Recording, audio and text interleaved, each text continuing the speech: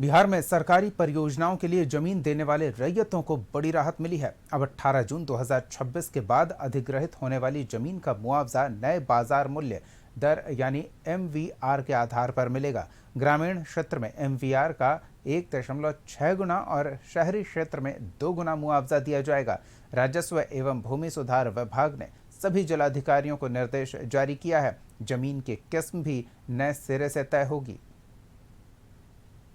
बिहार सरकार ने सरकारी परियोजनाओं के लिए जमीन देने वाले रैयतों के लिए बड़ी राहत देने का एक फैसला लिया है और जो जानकारी मिली है उसके अनुसार अब भूमि अधिग्रहण का मुआवजा नए बाजार मूल्य दर यानी एमवीआर के आधार पर दिया जाएगा।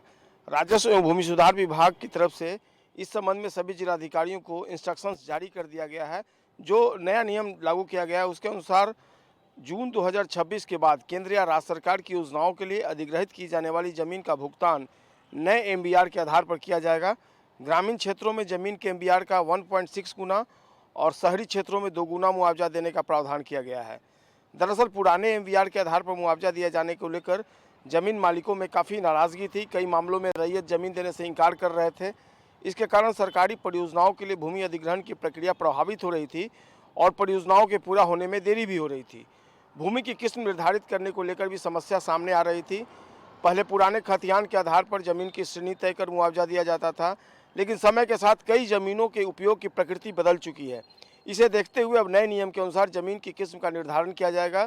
नए सिरे से जमीन को 7 श्रेणियों में रखा गया है। इनमें व्यवसायिक, औद्योगिक, आवासीय, उच्च मार्ग एवं मुख्य सड़कों के किनारे की जमीन के साथ साथ सिंचित, असिंचित और अनुपजाऊ जमीन शामिल है।